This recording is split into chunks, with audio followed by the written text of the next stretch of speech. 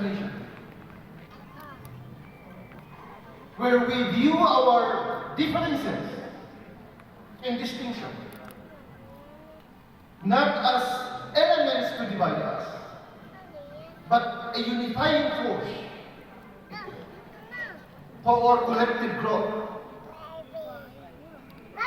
as a nation. Naghanap ako ng mga pag-aaral at mga institute or centers na ginagawa indicators tungkol sa cultural pluralism. Unfortunately, wala akong nakita. Mayroon isa sa UK, yung Global Center on Cultural Pluralism. Pero itong center na pinapultuhan ng mga Aga Khans ay hindi gumagawa ng pag-aaral patungkol doon sa mga indicators.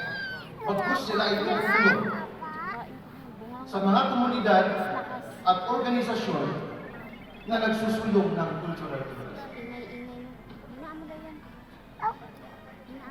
Sa wali ko, kung pwedeng magiging indicate, mayroon tayong pag-aaral, mga research, na may kinalaman